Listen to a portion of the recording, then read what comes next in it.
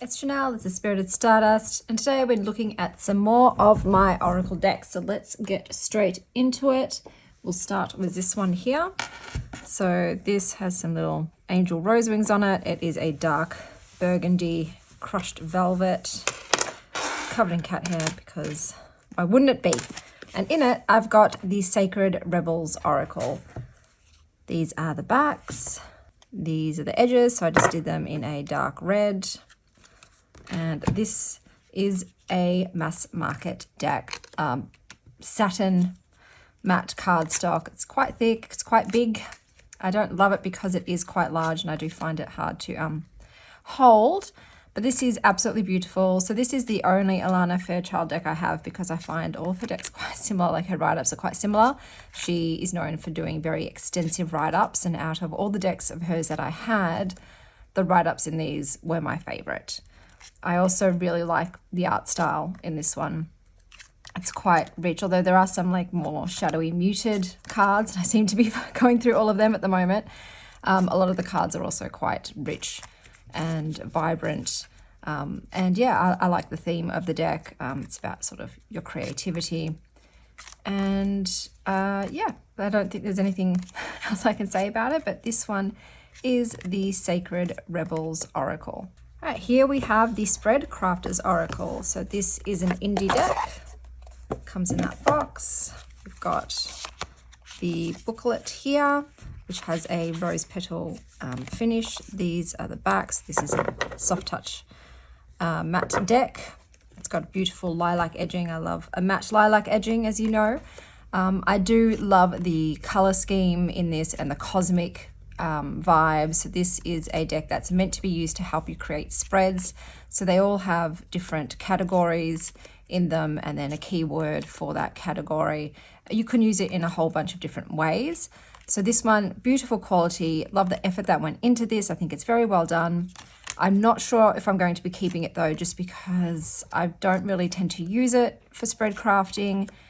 And I already have a kind of word deck, the Sovereign Oracle. So I'm still unsure if I'm going to be keeping this one. It is in my purgatory bin, and I am playing around with it and giving it more time, but we shall see if it is one that I keep in my collection or if I rehome. So this is the Spread Crafters Oracle. So here we have quite possibly my favorite bag that I've ever done, and I will never do this this stitch again. So this is called Dragon Scale Stitch. I'll bring it up close so you can see the cute as button, mushroom button.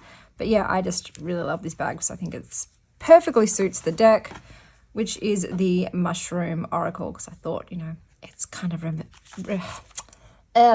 represents the shape of the mushroom. So these are the backs. I edged mine in a soft red, I guess.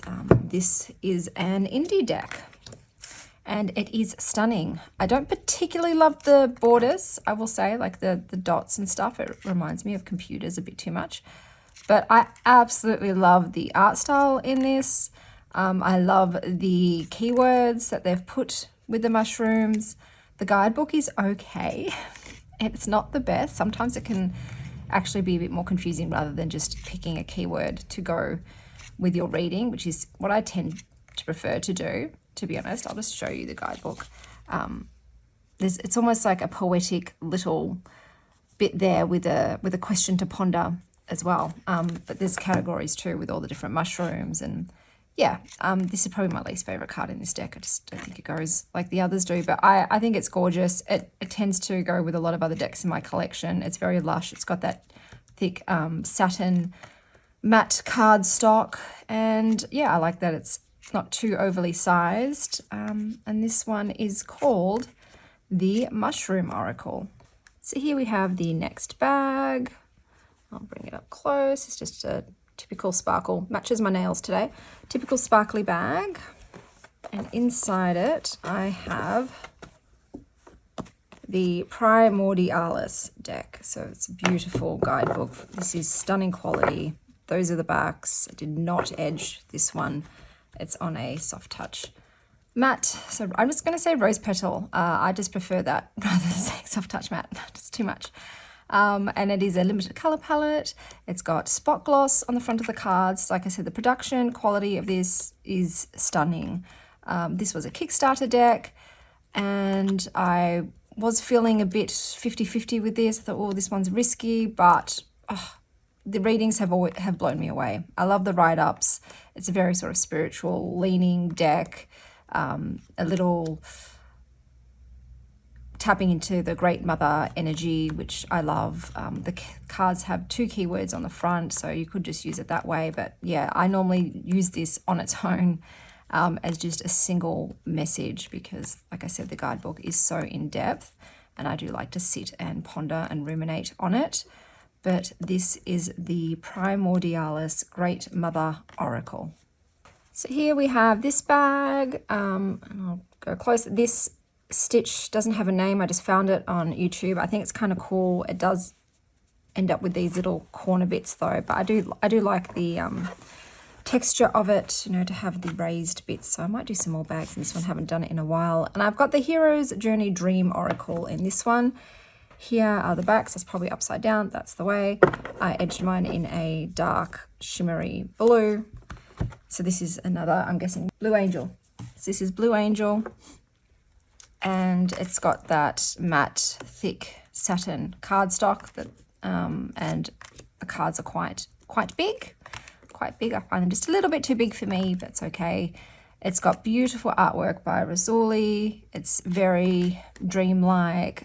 The sentences on this one, some of them are really amazing. I was like, oh, that's not a sentence I've ever heard in the English language before, like divine drunkenness. Never heard those 2 words put together. Surrender to your spiritual reverie. Just fascinating, some fascinating subjects and themes in this one. This is also a deck I do prefer to use on its own. Some decks just have a lot in them, and I just like to be present with them alone rather than adding anything to it. But this is a beautiful deck. Even though it has a lot of primary colors, I still think it's quite stunning and really unique. It can be used as a dream oracle too, so you can use it for dream meanings. I don't tend to do that because I'm adept at figuring out the meanings of my dreams myself, so I don't tend to use it for that. But yeah, this has dual purposes because it's also about the hero's journey, but you could also just use it as a regular divinatory oracle, you know, so it's multiple uses and themes within the one deck. But this is the Hero's Dream Oracle. Okay, so here we have botanical inspirations. So I'll just take everything out of the box. Comes with a free little bag. This is the backs. This is a mass market deck, and this is one that I will not be keeping. I will be passing this on, and that's just because I have so many plant decks that for new ones to add to my collection, they have to be quite unique. And with this one, it's quite text heavy on the front, so you've got the keywords, you've got a quote as well, you've got the name and the Latin name, and it's just a bit much for me. I just don't particularly love aesthetically the way it is with all of the busyness on the front of the cards. And whilst I think the pairing of the keywords with the flowers is fantastic, the guidebook isn't super extensive in and of itself, so it's not like this is giving me a huge amount. Like it's okay, it's absolutely fine. If this was one of the first decks I purchased, I probably would have loved it, but because, like I said, I have so many plant decks, I'm like, yeah, I'm not going to reach for this over everything else, you know. So it is beautiful. So many people love this deck, but yeah, I will be giving this away in my birthday giveaway this year, and it is the Botanical Inspirations deck. So here we have this bag. This is one of my favorite bags. I just love the colors in it. I think it is stunning. It's just pretty. Some bags I just have extra fondness for, and this is one of them. This is one of them, and in it I have my Deep Place Oracle deck. So these are the backs, which a long time ago I did a video on Baby Got Back decks, where I just showcased all of my favorite backs of decks, and this was definitely one of the top ones in it. This is an indie deck, and it's sort of about all of the spaces, like the liminal space, the above and the below. It's got quite a moody feel to it, and it is a photo collage deck. This is probably one of my favorites of the modern collage photo decks that I have out of all of them. There is a lot of cosmic elements interspersed visually in the deck, but I do like the keywords. I think the write-ups are really good. I'll just show you. That's probably one of my least favorite ones because it's just too modern. That lady in a bathing suit is just too modern for me. So you've got quite a lot of areas. So you've got the name of the card, so you've got about the card there, and then it's got themes and questions, affirmations, and practices. So I really have a fondness for decks that have all those little areas. That's why I made my own deck as well, and I made sure to include all of like those different associations, you know, prompts and activities and affirmations. I did the whole shebang because I love it personally when it's in a deck. You know, I like all those little tidbits, those little morsels. So this is the Deep Place Oracle deck. Here is the next bag. I'll bring it up. This was in, I think this is called Cluster Stitch. I can't remember, but I did not like this stitch at all. Did it once and never again did I do it. So in here, I have my Nocturna Oracle. I might go a bit lower down. I think I was too high up. These are the backs. It's on a beautiful matte linen cardstock, which is my favorite cardstock ever. Matte linen is just chef's kiss for me. This is an indie deck. So this is a bit like my Obsidian Oracle. They're a bit similar, but this just has one key focus and it's based on nocturnal creatures and plants. And yeah, I really do enjoy it. The guidebook is not extensive. It does the job.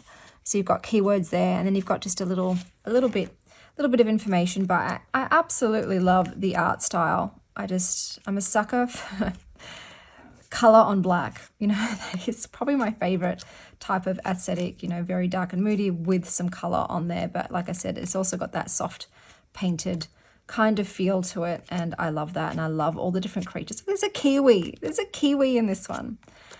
Creatures and plants that are in this, I think it's cool. There's some really unique ones in here that you wouldn't see anywhere else. Oh, I love the Datura. But yeah, I just fell in love with it, and it's I think it's an underrated deck, but I absolutely love it. Asphodel, Persephone's, and this is the, oh my gosh, Nocturna Oracle. Here is the next bag. I think I wasn't going close enough. I think I'll go closer for you guys so you can really get a good look at those buttons. In this bag, I have the Earthly Souls and Spirits Moon Oracle Guidebook. I never remember the whole name of this one. So these are the backs. I edged mine in a purple. And this, I think this was originally an indie deck, I believe, and then it just went mass market. I couldn't get it shipped to Australia. I think it was only being sold by US Games or something like that. And then finally, it was made available to people all over the world. So I went ahead and bought it. I think the illustrations are beautiful. It's so rich. It's got a real autumnal feel for me. I love the keywords. I think the write-ups are great. It's very witchy. It's definitely one that I'll probably use in a spooky season. But yeah, I adore it, and I'm so glad that I finally have one because I've been coveting it for ages. You know, there's certain decks that I see everyone using, and I'm like, oh, I wish I could have that, but either they're out of print or they just don't ship to Australia. But yeah, this was one that ended up finding its way to me, and it's the Earthly Souls and Spirits Moon Oracle. So here we've got this bag, and I did this bag in leftover yarn that from a beanie that I had made for my ex-boyfriend. I thought, what else am I going to do with it? So I made it into a bag, but it's so drapey because it's a very cushy yarn, which is fantastic for beanies, not so much for bags where you want some rigidity. But in it, I keep my Hollow Valley deck of symbols. So this is the back. I edged mine in a black, but it ended up coming more as a grey. Sometimes certain cardstocks just don't hold colour. It's on a satin cardstock. This is an indie deck. I pre-ordered this, and I have no recollection of how I did that. I do not remember pre-ordering it whatsoever, where I saw it, how I came across it. But then, yeah, after working with it, I'm glad I did, because when it first came, I'm like, oh, this isn't my style. Like, this visually isn't my style, and these cards only have the name of the card on here, not like what it actually means. But then I did readings with it, and I loved it. The guidebook is really well done, and it's gorgeous. You've got upright and reversed, and you've got associations that are with it too. So the guidebook was fantastic. And it read really well for me. So this was one of those lucky things where I don't know how this deck came into my hands, but I am glad it did. And it is the Hollow Valley deck of symbols. So here we've got this very ornate bag, but I feel like it goes perfectly. If you can take a guess what you think this art style reminds you of, you might be right. So in it, I have the Nature's Whispers Oracle. And once again, it's on that typical Blue Angel cardstock, which, yeah, I don't love. It's not bad. It's fine. It's just, I don't love it. And I find they clump, like you can see, like this kind of satin cardstock, I find tends to clump it together. So it's not the best shuffle. And they are quite big, but for this one, you probably do need a bigger card size because the illustrations are so dense. They're so intricate. There's so many things in them. I always find with this deck, each card is its own universe, its own world, you know, so it's like a little visit this world today and visit that world today. So yeah, this is a very sweet deck. It's short but brief in terms of the write-ups, but it's enough. It does the job. And I just, yeah, I love it.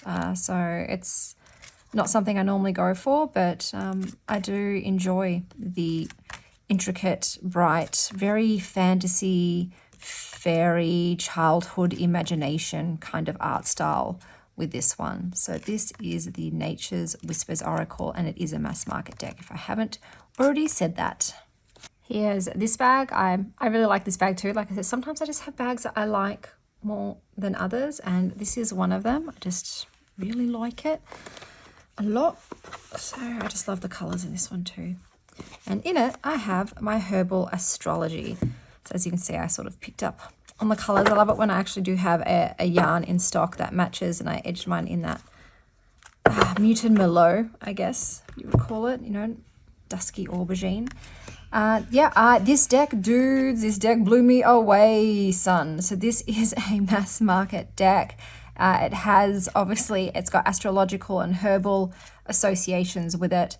I friggin' love it. This deck, just every reading I had was so amazing that I just kept doing pull after pull after pull. I'm like, find me some spreads. I need to do all the spreads with this. I need to keep using it. I don't want to stop. I want to read every card that's in this.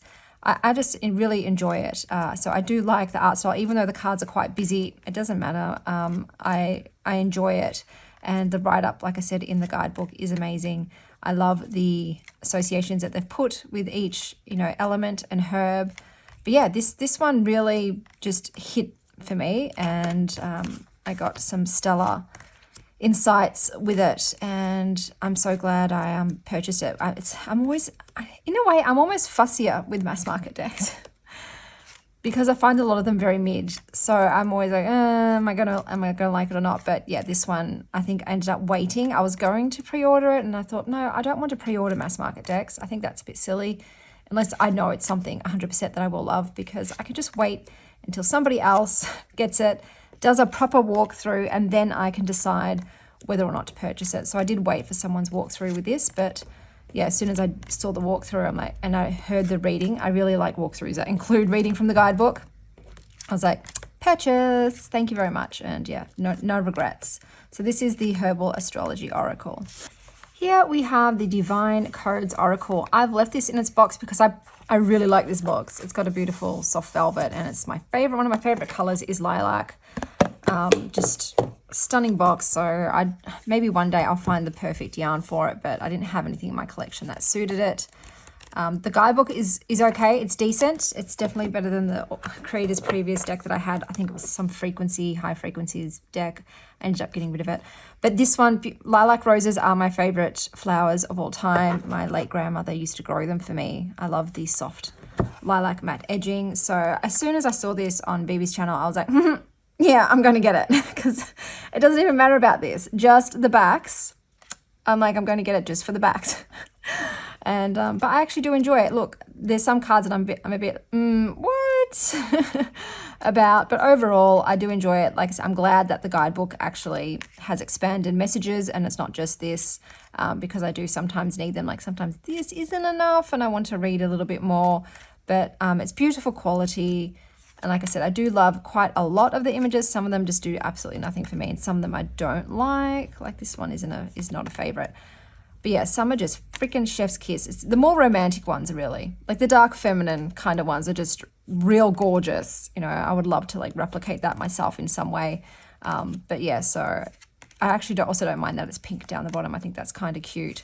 I don't use it a lot because I find it doesn't go with a lot of my current decks, but I'm hoping, you know, to get some more in the future that it does go with. But yeah, this was an indie deck, and it is the Divine Codes Oracle. Here is this bag. This one's got a little mother of pearl flower button on it, which is probably too small a button for this bigger bag, but it is what it is. And I'll put this aside right there. And it's the Oracle of Shadows and Light. These are the backs. I edged mine in a soft gold to go with the borders. This is Blue Angel again, isn't it? Yes, you can just tell from the size and the cardstock, the Blue Angels.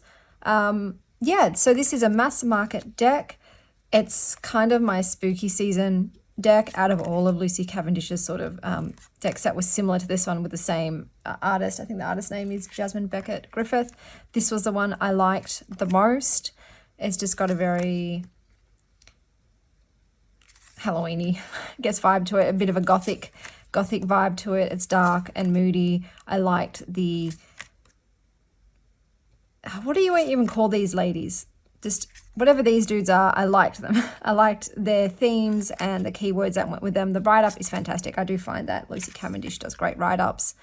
But yeah, this isn't as thick as the other cardstocks. Now that I'm feeling it, I feel like this one is thinner than the other Blue Angels, which is better, easier shuffling. But yeah, so this is the one that out of all of them, my mum had all of her decks and I played with each and every one, and this was the one that I found gave the best readings for me and I enjoyed the most aesthetically.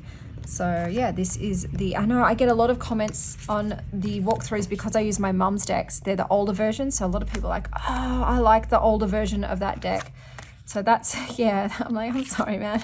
I hope you find it because I think with a lot of her decks, they ended up changing the way they look, especially like with the borders and stuff. So this is, I think, definitely a newer one. I bought this one for myself. So this is, maybe doesn't even look like the older one. I don't know. But this is the Oracle of Shadows and Light. So here is the next bag. They've got some Humsa hands on there. That is a very aubergine kind of color velvet bag, and in it I have my Lantern Oracle. So this is a mass market deck.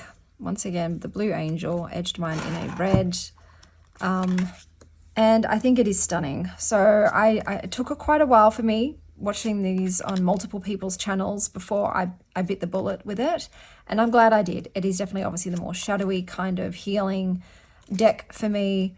And I think it does it so well. This was the one that really got me because this reminds me of my, it's hitting me in the feels. I'm feeling the grief, the presence of absence. It's probably not the best time to do it, and I'm just reminded of my Willow. But yeah, I might have to work with this today. To be honest, I think I need to go through some emotions, and this deck really does help with that. I do love the art style in it as well. I think it's stunning. All of the themes in this and the write-ups, phenomenal. Like, this really is an amazing deck, and I always come away from it with, a bit of release, so to speak. So this is the Lantern Oracle. I also, before I forget, I love the depictions in this of the women. I love that they show people with mastectomies in this and different ages. I think that is really phenomenal. So here we have this bag with this button. This is one of my faves as well. And my girlfriend was like, what is that yarn? Please tell me immediately so that I can purchase it and make something with it. Thank you. It's beautiful. I love the way it's bramble, I think, the color. We've got the Magic Botanical Oracle. So this is a chunky boy, such a big boy. Unfortunately, the deck is not as chunky. So these are the backs, which are beautiful, edge mine in black. I wish this had more cards, guys, because this deck is just amazeballs. I adore the art style. I think this is just, yes, thank you very much. Amazing, gorgeous, love it. I love the selection of plants that they've put in this. I think the write-ups are amazing. There's no words to describe like how much I adore this deck. It's a matte cardstock. It's fine. It's not amazing, but it's fine for a mass market deck.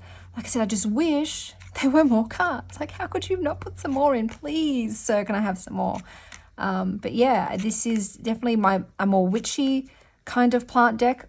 Definitely has that appeal. So in the guidebook, you've got, full page, and then you've got elements that go with it. You got magical meaning, plant spirit, divination reversed, and then an affirmation. So it's definitely leans more to that side of plant work, but just like, wow, stunning, just absolutely amazing. I think it's phenomenal. I think it's a bit more pricey than a usual mass market deck, but it was worth it for me, even though it's got less cards. I still adore it, and it is the Magical Botanical Oracle.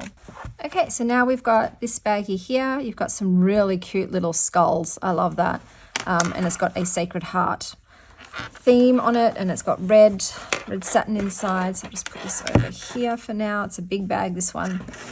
In it, I have the Sacred Mothers and Goddesses book.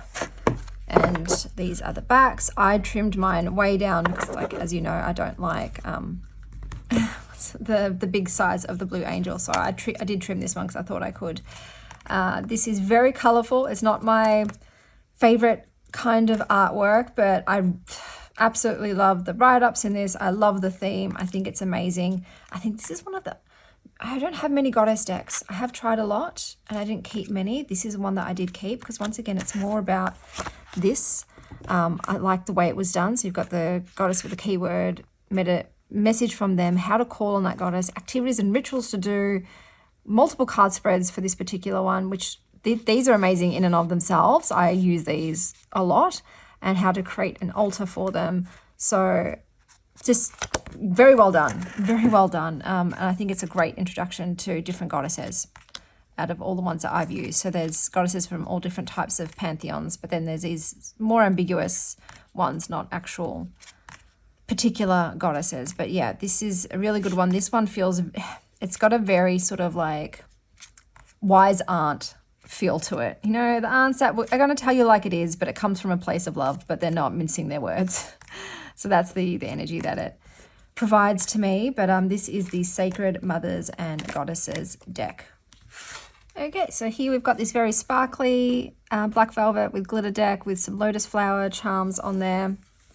Velvet, velvet, velvet. And in it is my Moon Witch Oracle, which is an indie deck. So these are the backs, which I absolutely love them. They've got a very cool cottagecore witchy vibe. I would have preferred that the fronts had this color scheme. It's got the matte gold, which is stunning. And the backs had this black starry thing. So I would have liked to reverse it. But I love this deck. It's got a satin matte cardstock with some gold foiling on the front. So you've got the word, the name of the card, and then you've got a sentence sort of to summarize the card. This is just really well done. I love it. This is another goddess kind of deck, but it's also goddesses and moon phases and sort of witchy terms and paraphernalia in it. But I think it is beautiful. It is a limited color palette, but I love it. It's soft, but it has depth at the same time. I think I purchased this for my mother because she used it and was like, oh my God, I am obsessed with this deck. So it's a very pretty, excellent quality deck. And I do like the art style that is with it. So yeah, this creator has a whole bunch of stuff. I've just pre-ordered. I think they've got a new deck coming out and I have pre-ordered it. So I'm excited for that. They've got a matching tarot, but I didn't feel like I needed the tarot, but I am an oracle girly. I'm not really a tarot girly, so that's probably why. But this is the Moon Witch Oracle. So now we've got this bag with another one of those spiky little flowers on it. And I'll just get that through. And in this bag, I have my Oracle of the Rose. So I don't know, I think I bought this a very, very long time ago. This is an indie deck. I edged mine in black.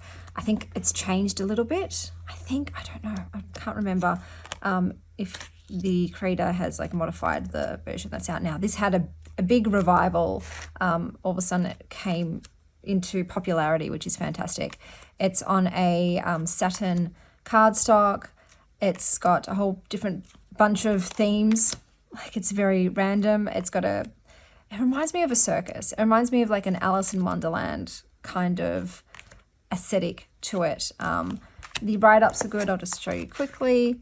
So you got keywords and reverse keywords, and then about the deck, about the card, sorry. So the write-ups are good.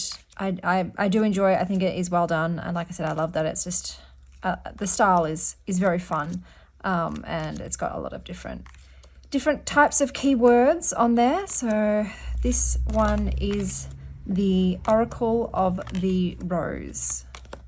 And the last deck for today is this one. So this is the bag, and it's got lotus flower charms, and in it is my Everyday Witch Oracle.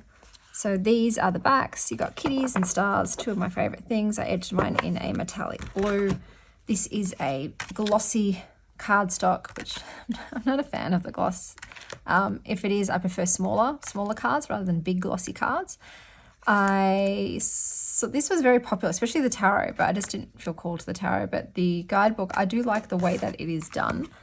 So even though they do start randomly, they're not like starting on a page, but you've got sort of a quote, you've got an action to do, a divination, and a magic meaning. So I like that there's like 3 different categories in there. The art style isn't really for me, but it is fun. I do like the keywords that are on here, the themes it covers. I love that there's cats on almost every single card because I absolutely freaking love kitties. So this was a deck I was back and forth with. I'm like, do I need it? Should I get rid of it? I have kept it for now. I don't know if this is going to be a long-term edition, but for now it's still here. So I don't reach for it a lot, to be honest, but I think I just need to probably find its perfect tarot match. I think a lot of decks that way that are just in the middle, just straddling that median, it would be elevated, bumped up if I could find a perfect match for them that really brings out their messages. So yeah, this is the last one for today's video.